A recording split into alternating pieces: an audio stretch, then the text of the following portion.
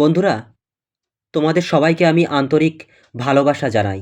আজকের ভিডিওটা তোমাদের জীবন বাঁচাতেও পারে, তোমার পরিবারকে একটা বড় দুঃখ থেকে বাঁচাতে পারে। কারণ আজ আমরা কথা বলছি 35+ বয়সে হঠাৎ হার্ট অ্যাটাক এত বেশি কেন বাড়ছে? আগে 60-70 বছর বয়সে যেটা হতো, আজ সেটা 35 থেকে 40 বছরে হচ্ছে। অনেকেই ঘুম থেকে উঠেই চলে যাচ্ছে, কারো বুকে ব্যথা, না থেকেও হঠাৎ হৃদযন্ত্র থেমে যাচ্ছে। আর এই ভিডিওটা তুমি পুরোটা যদি দেখো তাহলে তুমি বুঝতে পারবে। কারণ এখানে আমি কোনো ওষুধের নাম বলবো না, কোনো বাড়াবাড়ি গল্প বলবো না, শুধু বলবো ঘরোয়া খাবার, রান্নাঘরের জিনিস, প্রতিদিনের সহজ অভ্যাস যেগুলো সঠিকভাবে করলে হার্ট 90% পর্যন্ত সুরক্ষিত থাকে। কারণ তোমার হার্টের যত্নেও সবচেয়ে আগে দরকার সেটা কিন্তু রক্ত পাতলা রাখা, নার্ভ স্ট্রেস কমানো, ব্লক জমা ধীরে ধীরে গলানো, ফ্যাট ও সুগার নিয়ন্ত্রণ, বডির ইনফ্ল্যামেশন কমানো। এই 5টা জায়গায় আমরা যদি ঘরোয়া উপায়ে কাজ করি, হৃদরোগের ভয় অনেকটাই কিন্তু কমে যায়। কেন কেন 35 বছরের পর হার্ট অ্যাটাক হঠাৎ হঠাৎ বাড়ছে? সবচেয়ে গুরুত্বপূর্ণ অংশ, প্রথমত আমাদের দেখা যাক স্ট্রেস, যেটা ওকে বলা হয় নীরব খুনি। আজকের দিনে মানসিক চাপ ভয়ঙ্কর। কাজ, চাকরি, সংসার সব মিলিয়ে শরীরের কার্টিসল হরমোন বেড়ে যায়, এটা সরাসরি হার্টের রক্তনালীকে ক্ষতি করে। দ্বিতীয়ত, ভুল খাওয়া দাওয়া, বেশি তেল, বেশি ফাস্টফুড, বেশি লাল মাংস, বেশি নোনতা খাবার রক্ত ঘন করে দেয় এবং তাতে করে কিন্তু হার্ট ব্লক তৈরি হয়ে যায়।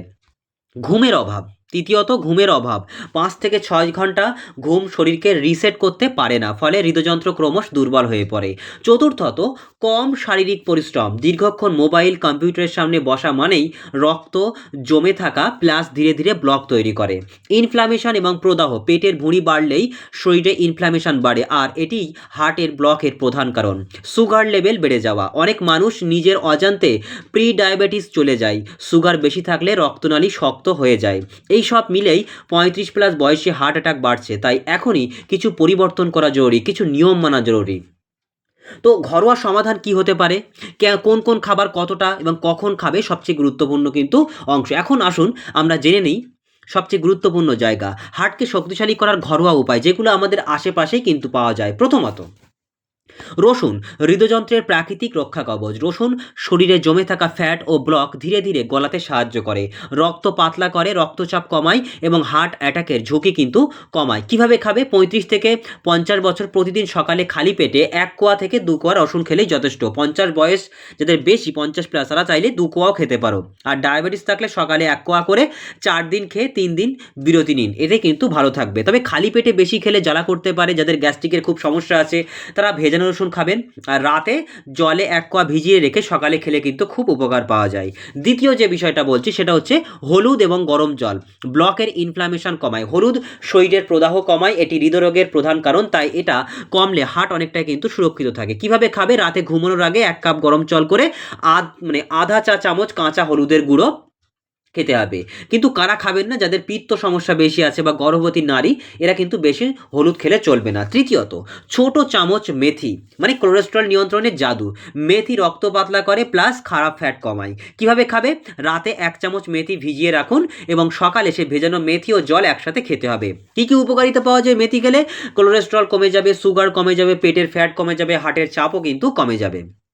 চতুর্থত, 1 গ্লাস গরম জল, তার সঙ্গে কিন্তু একটু লেবু, খুব গুরুত্বপূর্ণ, খুব গুরুত্বপূর্ণ। লেবু কিন্তু রক্ত পাতলা রাখে, যাদের রক্ত ঘন হয়ে থাকে তাদের জন্য এটা কিন্তু খুব কার্যকর। কিভাবে খাবে? সকালে ব্রাশ করার 20 মিনিট পরে, মানে খালি পেটেই 1 গ্লাস গরম জল, আধা চামচ লেবু একটু গুলে দেবে, তাহলে কিন্তু খুব ভালো হবে। কিন্তু কারা খাবেন না? যাদের আলসার আছে এবং অতিরিক্ত গ্যাস্ট্রিক আছে তাদের কিন্তু খাওয়া যাবে না। বাদাম, বাদামের মধ্যে অনেকটা ভাগ আছে, যেমন আমন্ড, যে বাদাম, আলমন্ড বাদাম, ওটা কিন্তু হার্টের শক্তি বাড়ায়। বাদাম ভিটামিন ই, ম্যাগনেসিয়াম, হেলদি ফ্যাটে একদম ভরপুর। কতটা খাবেন? প্রতিদিন রাতে ভিজিয়ে রেখে সকালে 4 থেকে 5টা বাদাম, ব্যাস এতেই এনাফ। কিন্তু উপকার কি পাওয়া যাবে? হার্টের ব্লক ধীরে ধীরে কমবে, রক্তচাপ ঠিক রাখবে এবং নার্ভকে কিন্তু শান্ত রাখবে। 6 নম্বর যে বিষয়টাকে খেয়াল রাখতে হবে সেটা হচ্ছে হাঁটা, ওষুধের থেকেও বেশি কার্যকর। এটা কোনো গল্প নয়, হাঁটা মানে হার্টকে নতুন জীবন দেওয়া। কিভাবে করবেন? দৈনিক 30 মিনিট হাঁটতে হবে, তাজা বাতাসে হাঁটতে হবে এবং কাঁধ সোজা রেখেই কিন্তু হাঁটতে হবে। আপনি দেখবেন 30 দিনের মধ্যে শ্বাসকষ্ট কমে যাবে, ধড়ফড় কমে যাবে, ঘুম বাড়বে এবং হার্ট রেট কিন্তু ঠিক হয়ে যাবে। 7 নম্বর যে বিষয়টাতে ফোকাস করব, জল, রক্ত পাতলা রাখার প্রধান জিনিস। যাদের হার্ট সমস্যা তারা দিনের মধ্যে 2 2.5 থেকে 3 লিটার জল খাবেন। শরীর যত ডিহাইড্রেট হবে রক্ত তত ঘন হবে এবং হার্টের চাপ কিন্তু ততই পাবে। তো যাই হোক আমাদের বিষয়গুলো যেগুলো মানতে হবে, গর্ভবতী নারী রসুন বেশি খাবেন না, হলুদ কম খাবেন। যাদের আলসার বা গ্যাস্ট্রিক আছে লেবু বেশি খাওয়া যাবে না, রসুনও কিন্তু কম খেতে হবে। ডায়াবেটিস রোগীদের ক্ষেত্রে মেথি খাবেন কিন্তু দিনে ১ চামচের বেশি নয়। লেবু ঠিক আছে, হাঁটা অবশ্যই জরুরি, কোনো সমস্যা হবে না। আর উচ্চ রক্তচাপ যাদের বেশি, রসুন তাদের জন্য খুব ভালো। লবণ কিন্তু কম খেতে হবে তাদের। যারা মাথা ঘোরে বা রক্তচাপ যাদের কম, তারা রসুন ও লেবুর পরিমাণ কমাতে কিন্তু হবে।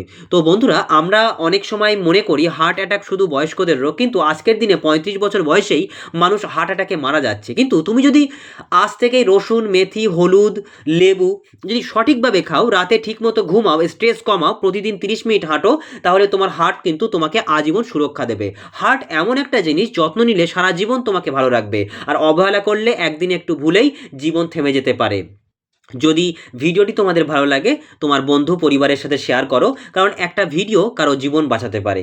ভালো থেকো, সুস্থ থেকো, আমি আছি তোমাদের পাশে। সো আজকে তাহলে এই পর্যন্ত থাক, পরবর্তী দিনে আবার তোমাদের সঙ্গে দেখা হবে।